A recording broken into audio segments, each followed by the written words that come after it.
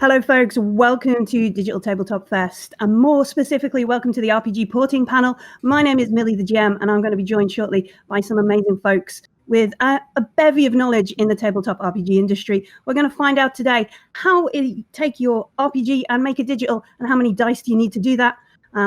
Let's take a moment to find out who's here. Should we start with you, Chris? Hello, I'm Chris from MODIPHIUS. I started the company about, 9 years ago now. We make lots of awesome tabletop role-playing games, board games, and war games, and even card games. We just did an Agatha Christie card game. But we're well known for creating games like Star Trek Adventures and Conan the Barbarian, and more recently things like the Fallout and Elder Scrolls miniatures games. So everything's on the physical products on the table. And Graeme, would you like to take a moment to introduce yourself? Sure. My name's Graeme Davis. I've been playing and writing for role-playing games since dice were carved out of flint. In the late 80s, I worked for Games Workshop developing Warhammer Fantasy Roleplay and various other games, including Dark Future, which is now in a digital form from Murch Digital. And I've also spent a lot of time working in the computer games industry, so I've sort of seen the process from both sides. Ben, tell us a bit about yourself. Hello, I'm Ben Murch. I'm the co-founder of Perchang, and previously the co-founder of Rodeo Games as well. Before that, I come from the AAA games industry. That's my sort of background, and then sort of turned indie when I started up my own studios. And we mostly deal with Warhammer Quest and Games Workshop-y type things, and turning those into digital products. We've also done Warhammer 40,000 Deathwatch and Warhammer Quest 2 The End Times, which were both original properties based on sort of board gamey type things. I'm the creative director, which basically means that I do the look and the feel of the game and that sort of thing. And Marcin, why don't you tell us a little bit about yourself?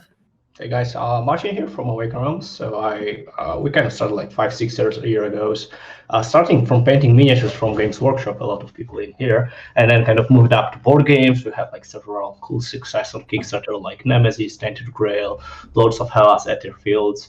And right now, this is kind of like our biggest like board games, those huge, ridiculous board games with 1,000 cards and miniatures.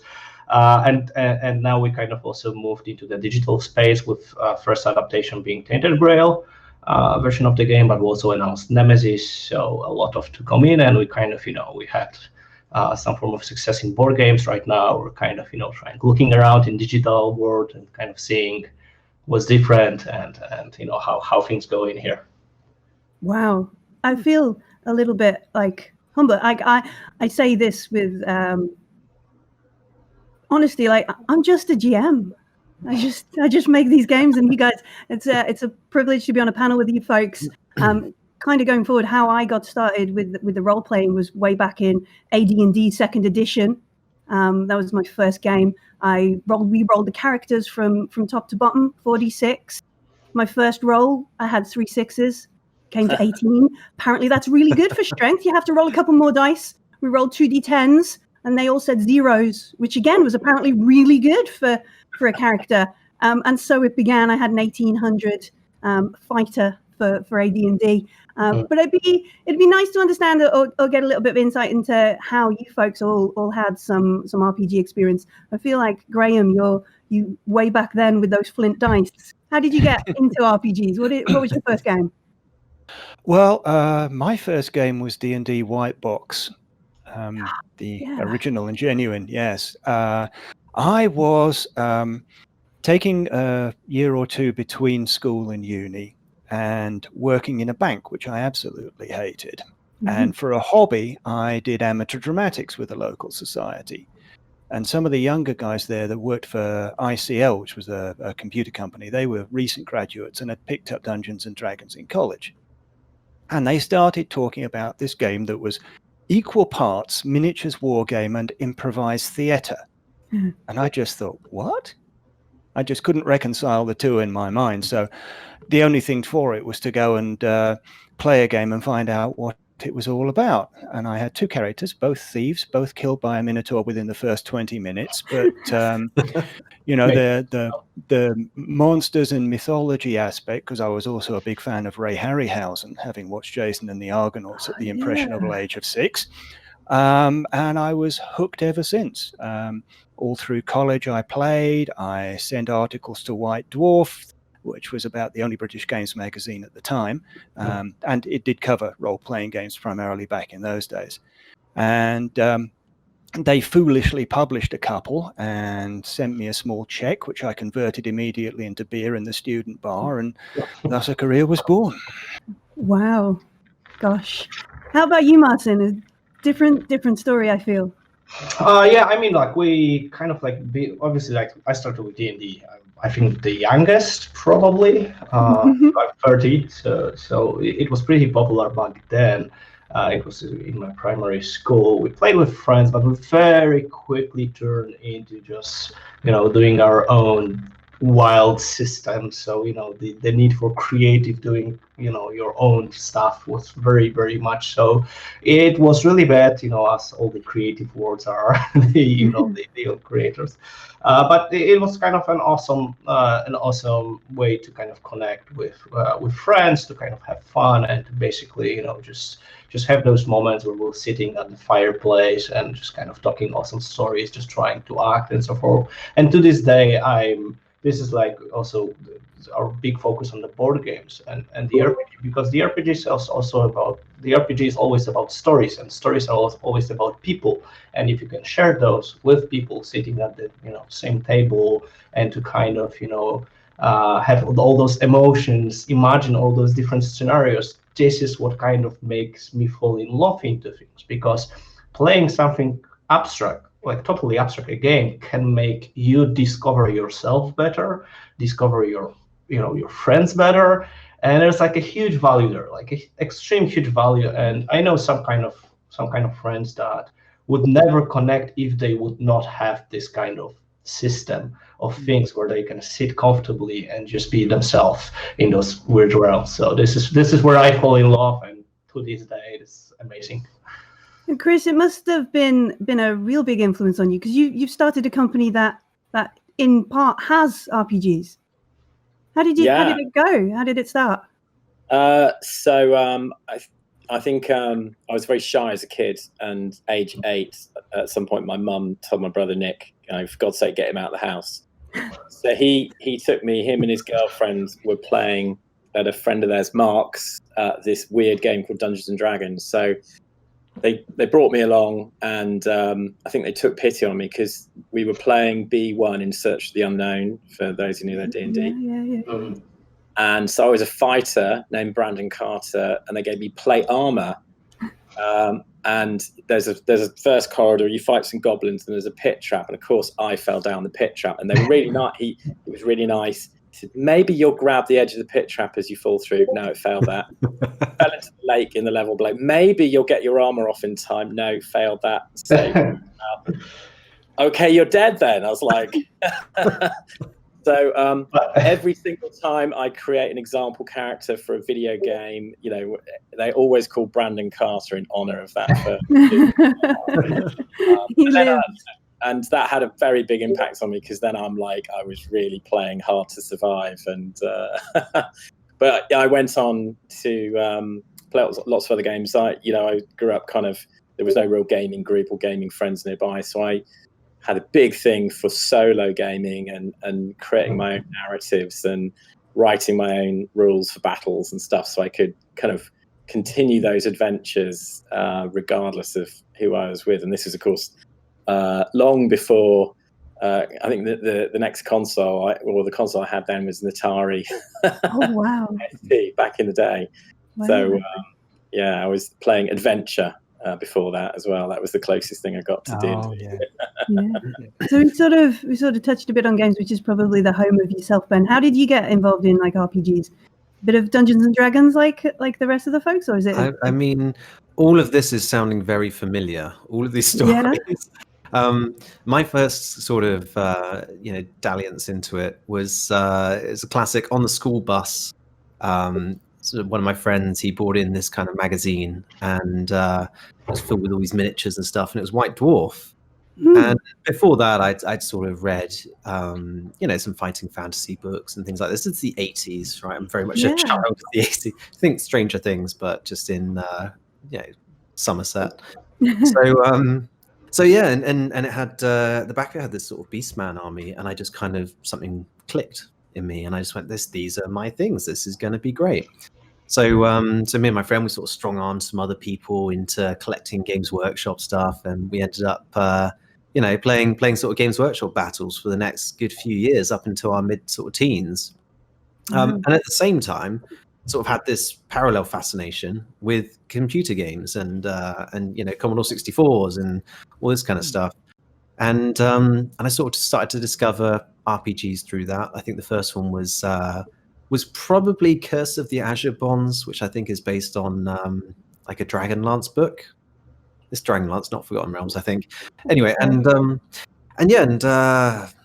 sort of got me into it. And I think the one which really ticked me over and sort of just went, wow, this is something amazing that I can actually just enjoy as a single gamer on my own, was the Baldur's Gate game in 1998. And I sort of got a demo disc of it, and I went, this can't possibly be something that they're saying it is. And I sort of played it and just went, this is incredible. So from then on, it was just computer games. This is what I want to do with my life. Yeah, it's interesting that you mention Baldur's Gate there, because Baldur's Gate 3 is absolutely everywhere I look right now. Absolutely everywhere. So you watch, there's so many playthroughs on Twitch, so many people getting involved with it. And we've seen a huge rise in also, like you also mentioned, Stranger Things and folks getting involved in playing more RPGs. And it's not just the Baldur's Gate, but also the tabletop. What do you think has brought that around, Ben? If you've got any kind of comments to mention about it. I guess it's one of those things where a good thing is just a good thing, like books are going to be around forever. And just because technology comes around, it doesn't mean that they've gone. It's a different way of enjoying them. I mean, I have an iPad and I read graphic novels on it, for example, because it's just easier than taking 10 graphic novels on holiday, or what we used to call holidays. So yeah, I mean, like podcasts for listening to Dungeons and Dragons and things like this. I'm listening to The Adventure Zone at the moment. I don't know if that's anything. Oh yeah. I've heard those guys. They're fun. And yeah, you can go out for a run and indulge in sort of your favorite things thanks to technology. So I just think it's a different sort of way of enjoying it. One of the things I think a lot of people worried about with these rise of like RPG-like computer games was that technology would, in a sense, kind of kill off what we're doing, what we're playing. Graeme, you're nodding there. Is there something you'd like to kind of? Well, it's just sort of an age-old story. They said that radio would do that to books. They said television would do that to the movies. They said the internet would do that to everything. And it's. But yeah, as Ben was saying, the medium adapts, and there are new opportunities like actual play. I don't know if it caused the current renaissance in tabletop games that we're enjoying, but it certainly accompanied it. And there was something in the zeitgeist that brought all that back. And yeah, back to the technology. We're thousands of miles apart from each other in some cases, and here we are chatting, and people can play games that way. Whereas, when I graduated from college, my gaming group scattered to the four winds, and that was the end of the matter. So, one of the things we've talked about here is the computer games. Chris, you sort of bring a number of computer game IPs like Fallout and you've turned them into RPGs. Do you have like a thought on what makes an RPG then, like from those kind of perspective? I mean, when we go for a license, we're obviously looking for something that has a big following, because it's a ready-made audience for a game. It probably has a lot of artwork and assets. So Fallout is a great example that the characters are all designed, so it's straightforward for us to sculpt miniatures based on the Fallout characters. Star Trek's interesting because we've, rather than use stills from the shows, we went and did graphic novel art based on the show, because that's been done before. You know, the last role-playing game had photos, and it's just really people standing around in rooms. As you know, it's not very action orientated, the average Star Trek show.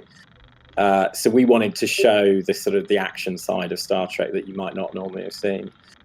So it's you know, video games are great translations sometimes to role-playing games or miniatures games, because there's a lot of the audience crosses over. You know, there's a lot of fans. You know, a lot of tabletop fans play video games. I mean, I've got a PlayStation. I'm playing Assassin's Creed Odyssey at the moment.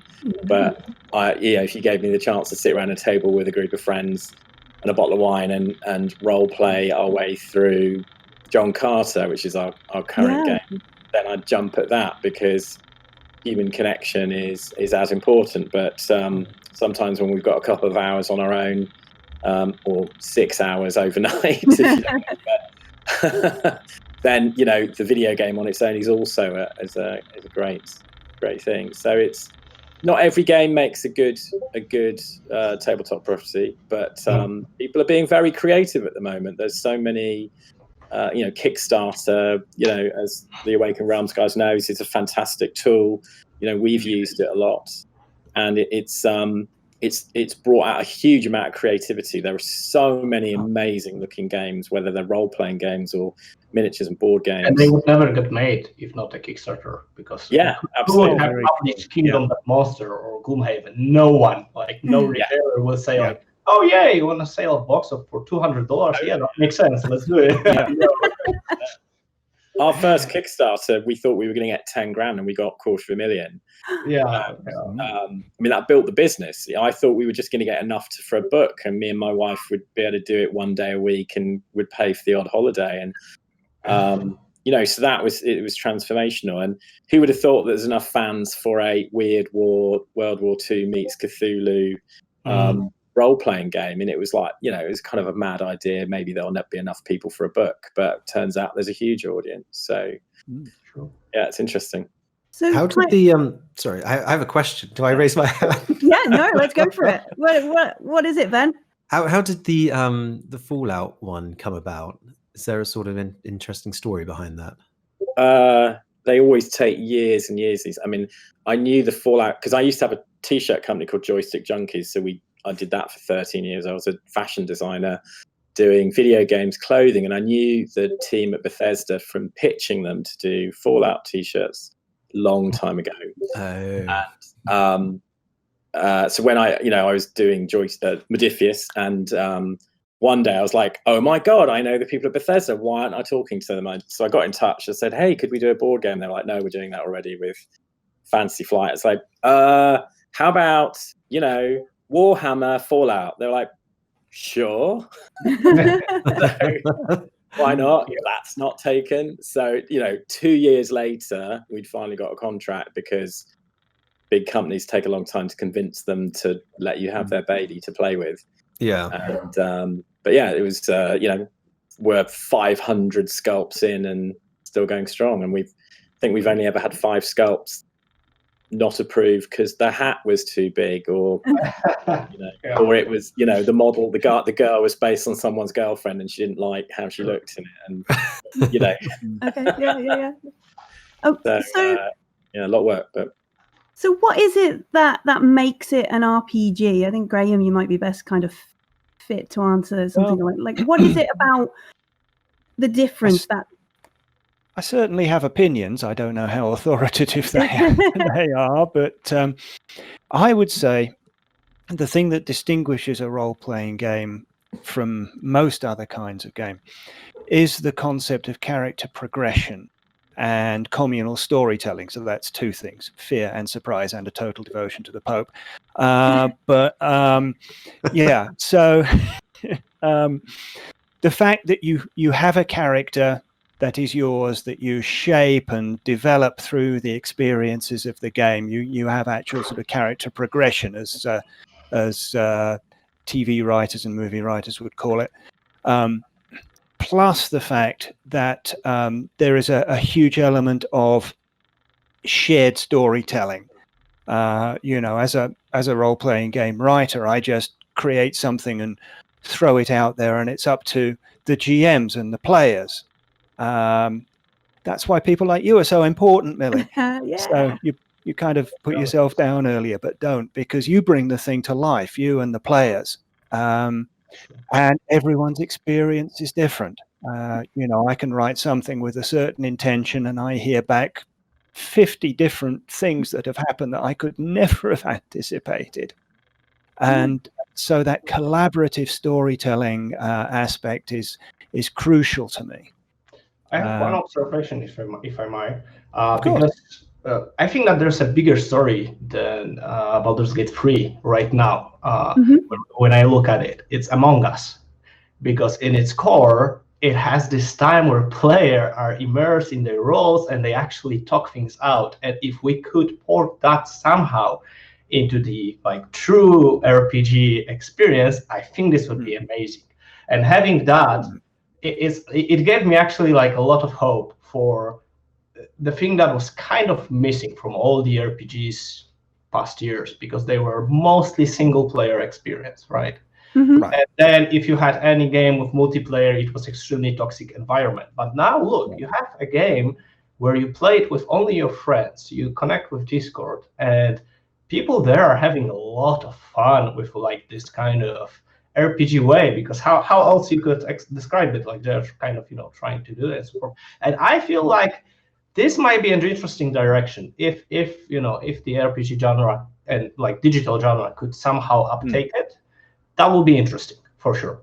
Yeah, it is very interesting. In fact, we've all spoken of our starting in Dungeons and Dragons, and famously, a third of Dungeons and Dragons is all about combat and about fighting. But here we are talking about making stories and the collaborative effort of Among Us. So how important is combat in modern RPGs? Is it are we missing out if we're not getting it? I mean, Ben, you waving the Dungeoneers book there is combat an important part of modern day RPG experience? Do you know what? Fun side story.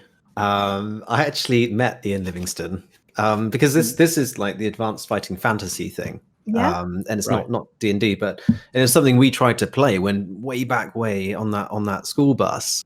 And we just didn't know what we were doing, because we were like, "Where's the board? Which way around do we go? What's going on?" And anyway, I got to meet Ian Livingstone when we did the first Warhammer quest, and he signed my copy of Blood of the Zombies, which was kind of amazing. Wonderful. It was one of those big ticks on the life list. Yeah. But as far as combat goes in RPGs, I find that combat in anything is a really, really easy way to drum up drama and conflict within an actual system of rules. And you're sort of talking about what makes an RPG and on a video game, there's a large part of it is sort of rule based, because you are very constricted about what you can and can't do.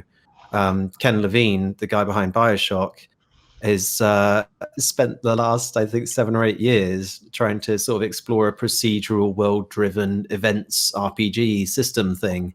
And everyone keeps on going, "Oh, he'll be out this year with some sort of announcement," and nothing is happening. I feel like it's the simpler way to do it in video games for sure. I don't know if it's particularly necessary though to RPGs. I think RPGs as a genre have reached a level of sophistication where there's more than one kind. There are combat heavy RPGs. I see, for example, that Free League in Sweden has just got the license for Twilight 2000, which is a very gun nut, very crunchy system, and it's all about tactics. Whereas to the other extreme, Call of Cthulhu, which was a revelation when it first came out, because combat was literally the worst thing you could do. It didn't matter if you had a Tommy gun. You were going down if you tried to take on anything from the mythos. And Warhammer Fantasy Roleplay, we tried to sort of blend those two approaches. But Yeah, so I'm going to say it depends very much on the game, and everybody finds a game and a style, a game which provides them with a style of gaming they like, and also a system that they find easy to use. And that's the beauty of being in. The combat is definitely the simplest one to make because it's very natural and it's very easy because you hit someone, there's like some armor, penetration, whatever. So to make the rules for combat is basically easy because it's very native, basically our understanding. But trying to make a system for diplomacy, it's hard, man. We did like it can be. Yeah. It is. We did a game, Azure Fields, which is basically a dream crawler. So it's basically you're going in a dreams, right? And we didn't want it to make a combat system essential of it because it would be too, let's say, like too easy, maybe, in a way of the kind of thematic experience, right? And we had a lot of encounters using your diplomacy or kind of feeling the way of it. But the biggest problem we had, like whenever we wanted to try to make something that would, for example, need more of like an emotional intelligence or whatever, it's so hard to quantify it in a way of the rules. So there are some cool ways around it, but as people said before me, if you want to quantify something to make it as a rules, the combat is probably the easiest to go about it, right? So when you come across something which is like in Cthulhu, there's a sort of an insanity meter sort of system. Which one of those has been the best representative of a different core gaming system that's not combat for you? Sorry, that's open to everybody, really. Yeah. Sorry, Millie, I'm totally stealing you. Okay, no, it's fine. All good. That's the role of a GM, isn't it? To just sit back and let the players get themselves into trouble. Yeah, thanks. Exactly. Yeah. There you go. Yeah. So Ben's getting himself in trouble, but yeah, it is an interesting point. So what as anybody, I mean, it's a good point maybe to bring to you, Chris, because Star Trek, you don't want to do combat. In fact, out of shot, you can see every time you do get into combat, I as a GM will get some threat to make your lives worse. So yeah, that's right. I mean, one of the interesting things in Star Trek is, I mean, it's not it's about technology, but technology isn't the big thing. You don't go, oh, I've got a Mark III phaser system built into this ship now. It's just, hey, use the phasers. And in our game, the players are obviously Starfleet, and typically if they go on an away mission, typical officers would have, I think it's Type 1 phaser, which can do stun, and only if it's really dangerous can you take a Type 2 phaser. If you take a Type 2 phaser, the GM gets some threat to spend against you because you are saying this is going to be a dangerous mission. If you want to take a Type 3 phaser rifle, that means you believe the crew are under impending peril of death and destruction. And the GM gets loads of threats to spend because you are saying to the GM, this is going to be a very dangerous mission, isn't it? Yes. So it's interesting how that is a direct kind of, creates a direct correlation. But, Star Trek is about problem solving. It's very rare that it becomes a fight, especially a fight to the death. It's usually how do we get out of this in a clever way? Like Doctor Who is, Doctor Who asks crazy questions and makes mad statements to surprise and cajole people into doing what he wants. And, whereas Kirk used to be two-fisted, Picard is, he gets everyone else to break the rules of Starfleet, the Prime Directive. So I think, it's interesting how there's a lot of new role-playing games that are, pushing the boundaries of what you can do, just because Kickstarter has let people be very creative and try mad stuff because they can and they want to. And we're trying to do things with war games. Is that I'm a firm believer that if you could create a war game scenario where it would be more fun to lose the battle because you furthered your own story, wouldn't that be awesome? And that's kind of stuff we're trying to work on. That you just want to go and talk to the person on the board, not necessarily fight them. And like we said, that the combat rules are really easy to create because everyone's been doing them for years and years, and they're established systems. And there's so many ways of doing combat in different complex ways or easy ways. But making kind of interesting narrative. It's great between a role-playing game because we can all talk to each other. You can talk to NPCs, but within a board game or miniatures game, it becomes a lot harder to create that kind of perceived intelligence unless it's all pre-programmed and scripted, like Ian Livingstone's books. So you felt like you're on a story, but it's really just it's a series of entries. It can never change beyond what it was originally, and there's a lot you can do with procedural generation in board games and things. But I think it's interesting to see that, and I love the fact that so many indie creators are trying to push the envelope of not combat. Yeah. So let's take a couple of moments to kind of focus in on what you've all been doing in your own sort of spheres, and perhaps starting with you, Graeme, because your work has spanned both the physical and the digital world, from like Warhammer Fantasy Roleplay 1st and 2nd edition. We've got Dark Futures, Call of Cthulhu Dark Corners, and what have you found in terms of skills as a writer designer that apply to both, and what don't? Well, I'm going to start with what doesn't, and that is allowing possibilities, because you've got to, with a video game, there's no GM. Even now, artificial intelligence just isn't up to the task. So you can't just set up an intriguing possibility and say, have at it, and imagine groups of players having a lot of fun, and that you've got to answer every question, you've got to close every loop, which means that, for a certain amount of work, the possibilities you can create are much smaller than in the more freer, more open-ended medium of a tabletop role-playing game. But at the same time, you've got to disguise that. You've got to make the world look vast, even though the player can't go everywhere and can't maybe talk to everyone. And so that's a challenge. The similarities, story construction, writing, having a sense of what makes a good adventure, what makes a good NPC, characterization, dialogue, that sort of thing, the basic skills of a writer. And sometimes, although less often than I had hoped, my familiarity with tabletop rule systems helped me construct good rule systems in an electronic game. Oh, really? But, but as I say, that's much rarer than I assumed when I first went into the video games industry, because computer programs work a little differently than dice do.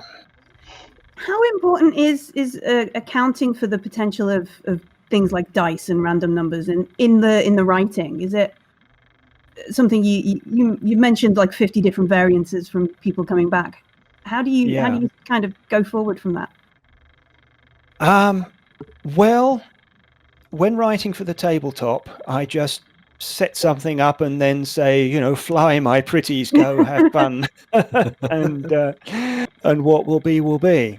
With a video game, the first, last, and always, you're thinking about the constraints.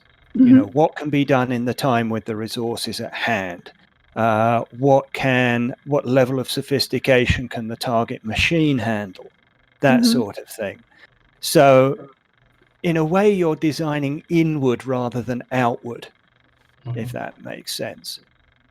And generally, I refer back to dice. What I did early in my career, I referred back to dice because that's what I knew, and I understood a bell curve. I understood the probabilities of 2d6 versus 3d6 or d100, and that made sense to me. But then talking to the programmers who were implementing the designs, they had their own ways of approaching random numbers, and they were obviously much smoother and more elegant and tuned to the fact that it was being done by a computer. So I had a little bit of a learning curve there.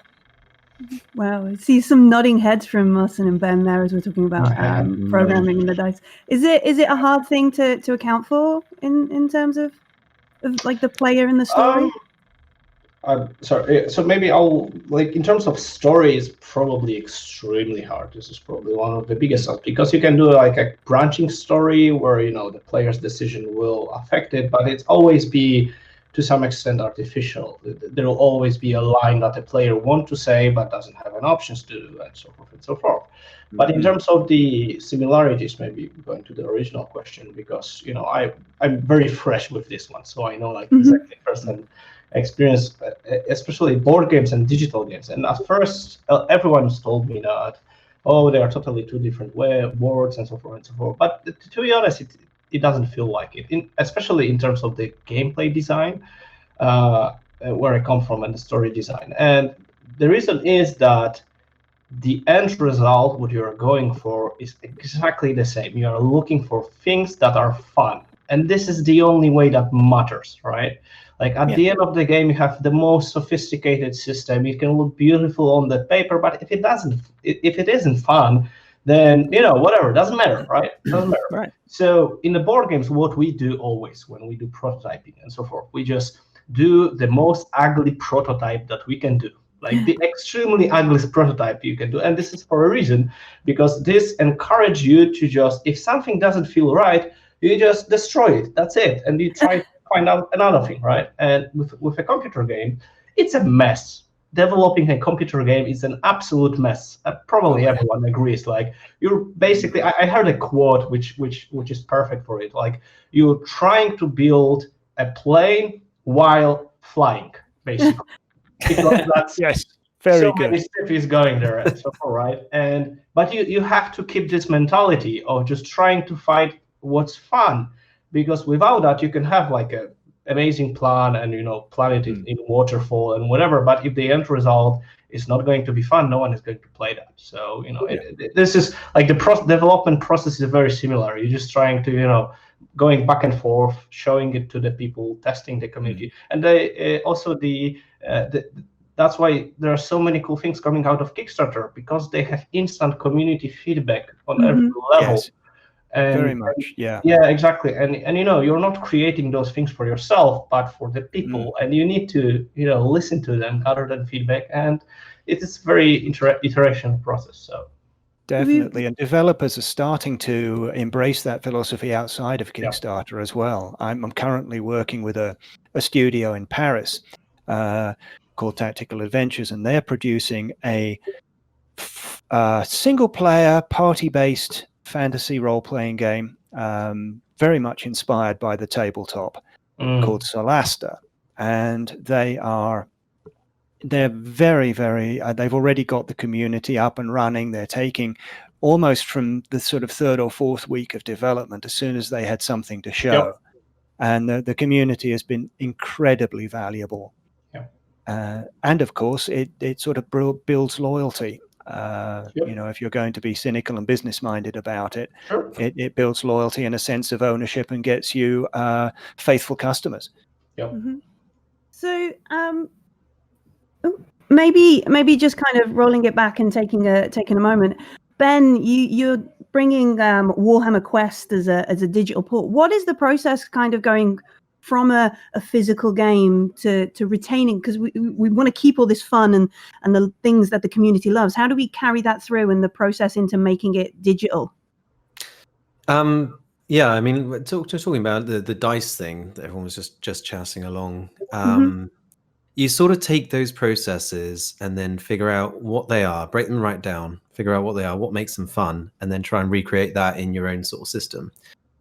So, for example, rolling some dice. Is it fun because someone else is there witnessing what's going on and sort of they're engaged with the result, or is it fun because it's a random sort of thing? And if you're on your own, is it more fun because of the result and the outcome that's hanging on it, the sort of the tension there, and doing that, like rolling dice as a computer game is just I've not done particularly well. I think Baldur's Gate 3 perhaps. Sorry to bang on about that again, but they've got a fairly decent D20 system.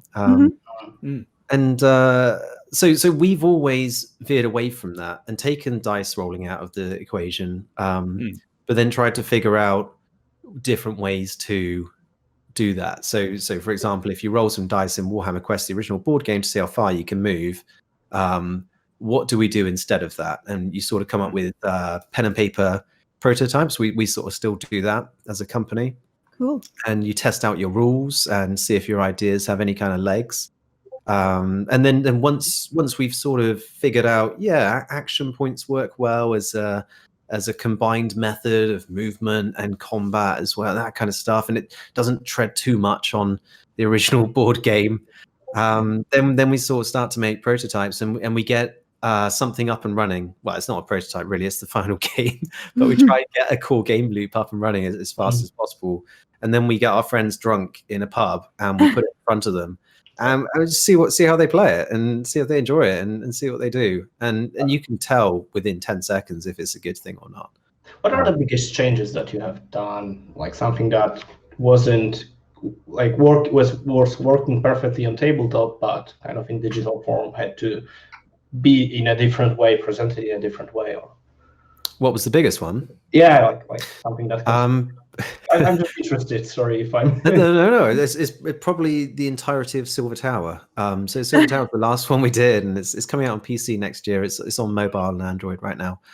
Sorry, iOS and Android. And the very first question we ask as a sort of studio is, what does our game need to be, and who is it sort of aimed at, and how are they going to be playing this? And what we wanted to do with Silver Tower was sort of have this idea of an ever-changing kind of place where you could go to for adventures and a little bit of tactical combat and find out some things and stuff, and spend, it's a free-to-play game, but it's not an evil free-to-play game. It's just wanted people to dip in and out of it for 20 minutes, half an hour a day, or have a little amount of time as possible, and still find new things and explore this sort of tower. And we realized we just couldn't do that with a premium game, gaming sort of pricing system, because you need to run servers and all this kind of stuff, which take money and effort from the team. So we made it a sort of free to play thing. And then we sort of realized that the original Silver Tower box set just was a premium game if you wanted to just do a direct translation. I suppose the second tier of questions as well is, what do we want to do as a studio? Like what kind of interests us? Because just doing a straight port is sort of boring. I mean, you might as well just play the game. So what can we do to do a big change on that? And actually, the Silver Tower game is very, very different to the box game, but I think that's quite a good thing, because then it just gives people a different way of enjoying that Age of Sigmar content. Makes sense. Yeah, it's important, I think, to play to the strengths of your particular medium. If you try to be too literal about converting a tabletop game to a video game format or vice versa, you end up with the worst of both worlds, because all you see is the constraints rather than the possibilities. Yep. Yeah. Fully agree. So Marcin, obviously you've thought a lot about this. Can you talk us through the Tainted Grail game and how you set about creating the digital version for it? All right. So we totally, if you play the two games, it doesn't look alike at all, because this is basically what people previously said. We deeply believe that the medium, like every medium has its strengths and weaknesses.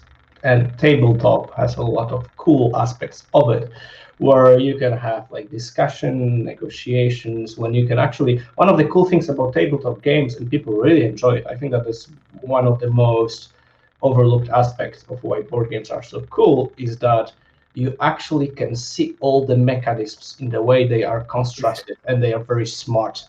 And it's like you are like seeing a watch, right? But you can actually see all the cogs running in there, and it's so satisfying because you can see the elegance in the design and kind of have at it, right? But in computer games, if you would have the same way, it would drive you mad, because you don't care how the things are working. You just want them working and have like a very free experience of it, right? So with that, like we have like this like a Euro system of cards that were totally different.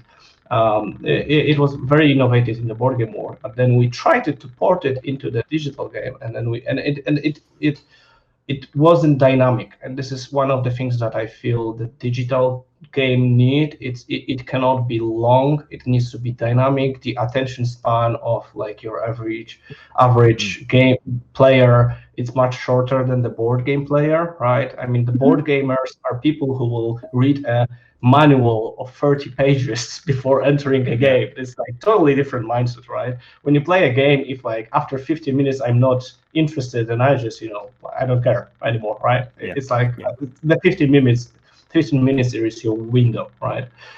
Which is awesome because the learning curve is much different and so forth and so forth. But one of the big thing was this. So basically discovering that the rules might be, it is actually crazy because they might be much more complicated on the inside, but for the player, they are much simpler and they are experienced in much dynamic way. In terms of story, obviously you have voice actors, music, and stuff like that, which I love.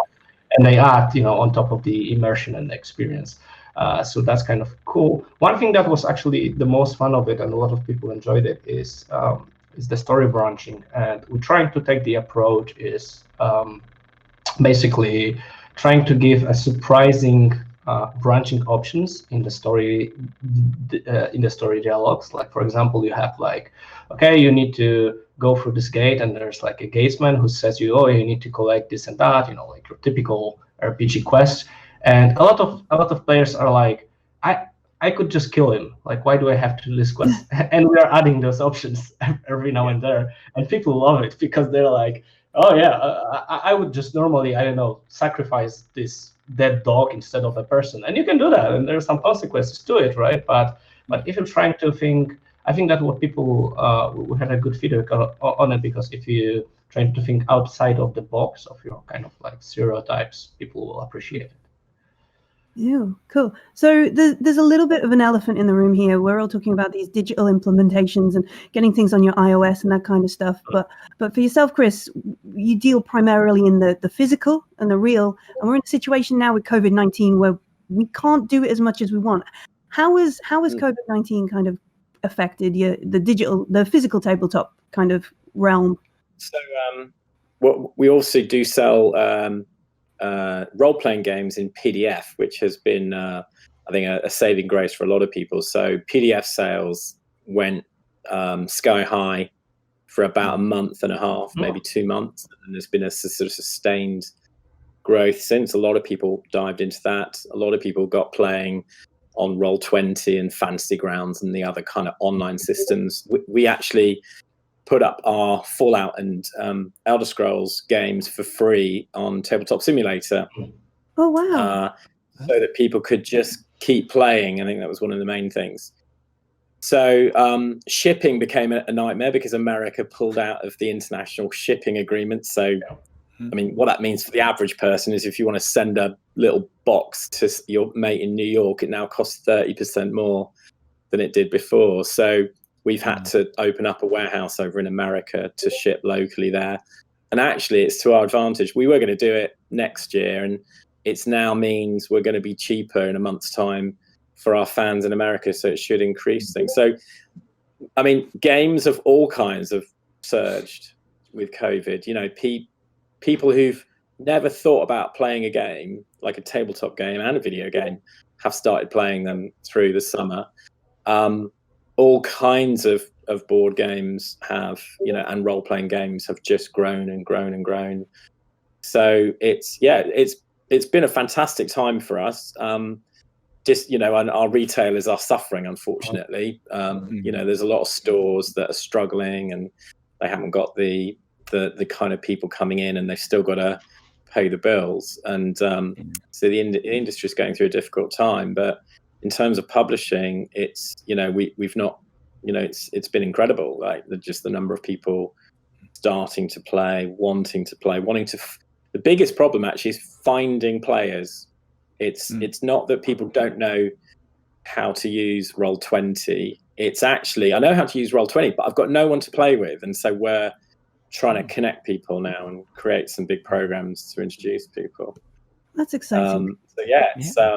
It's I think anyone in gaming is digital or physical is, in terms of creating content, is doing well at the moment in general. What kind of tools do you use to connect your fans together? Do you have like Discord servers and stuff like that? Our fans run Discord servers. So actually, the the biggest thing is, being able to go somewhere and go, I want to play Star Trek this weekend. Or so we've just been doing our research at the moment, and we're going to partner with some of these sites. So there's startplayinggames.com, where you can go and find a paid GM. So there's lots of people who are varying levels of quality, who are kind of, I guess, semi-pro GMs who offer paid gaming sessions. That's cool. Wow. And so if you're willing to pay, there you go. If you're willing to pay $5, $10, $20, $30 per person, they will run an amazing game for you. And I think they take 10%, so the site makes their money that way. There's another one called RPG Table Finder, I think it is, that I think have just rebranded as tabletopwizard.com, and that's where you can literally just go and go, well, you know what, I really fancy GMing Conan the Barbarian, and I want to do it at evening times in GMT time zone, and I've got 4 slots. Who wants to sign up? And so you can go there as a GM and find players, or you can be a player and find games. Wow. And so it's these services. It's funny, actually. I saw a girl on Twitter a couple of months back went, there are so many bloody dating apps. Why isn't there a Tinder for tabletop? That would be cool. Like, you want this game master? No. Yes. Yeah. Wipe left on the Minotaur, or is it right? I don't know. Yeah, that would be cool. That would be actually cool. From the the old days.